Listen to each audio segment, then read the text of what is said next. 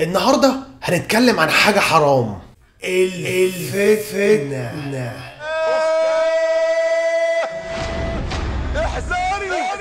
بصوا يا جماعه، النهارده هنتكلم عن حاجه اسمها ريبورتد سبيتش. فانت لو في ثانويه عامه بالذات يا ريت تتفرج على الفيديو ده وتشيره بقى بين اصحابك بقى عشان نزود الرساله توصل لناس اكتر. حاجه اسمها ريبورتد سبيتش عندكم كده، اللي هو انت بتفتن على حد قال لك حاجه فانت هتروح تقولها لحد تاني. الموضوع ده بقى بايخ حبتين، بس خلوكوا كده معايا واحده واحده وان شاء الله هنسهلها بامر الله. اللي بيخلي الريبورتد سبيتش مش لذيذ قوي ان هو في نقطه كده صغننه الناس بتعتبرها صعبه، بس هي مش صعبه قوي. بخلوكوا كده معايا لما حد يقول لك حاجه في تنس معين، لما تيجي تنقلها لحد تاني انقلها في التنس اللي قبله. على سبيل المثال هي قالت لي I like ice cream، فلما اروح انقلها لحد تاني هقول ايه؟ She said she liked ice cream. لو قالت انها عايشه في لندن، لو قالت I'm living in London هروح انا قايل she said that she was living in London. لو قالت I bought a car هروح اقول she said she had bought a car. لو قالت I was walking along the street هروح اقول she said she had been walking along the street. لو قالت I haven't seen مدحت هقول she said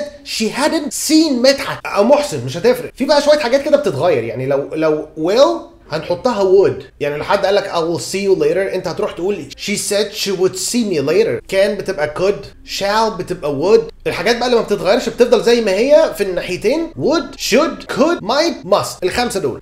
في حته الكويستشنز بقى، لو حد قال لي مثلا where do you live هروح اقول she asked me where I lived. She asked me where I lived. لو حد قال لي where is محسن هقول له محسن جه متاخر.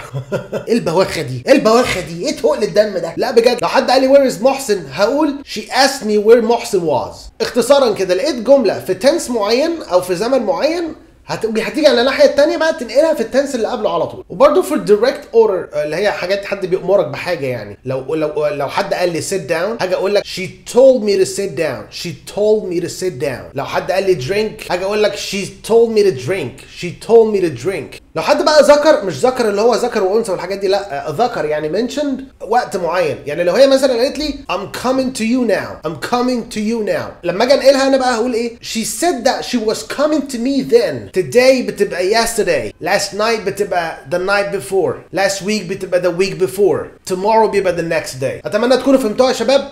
مستني بقى كومنتاتكم وشيراتكم ولايكاتكم وحركاتكم وجمالاتكم. باي باي. يا جماعه زوروا القناه، تحاول مره كمان. القناه هتساعدك في التحفيز والحاجات بقى اللي هي بتزقك كده. بجد هتساعدك كتير بقى ان انت تطور من نفسك وكده. ومحمد فتوح حد هيساعدك فعلا ويجاوب على اسئلتك، هو شخص مؤهل جدا يعني. فزوروا بس كده القناه واشتركوا فيها، هتلاقوا اللينك بتاعها في الديسكريبشن بتاع الفيديو.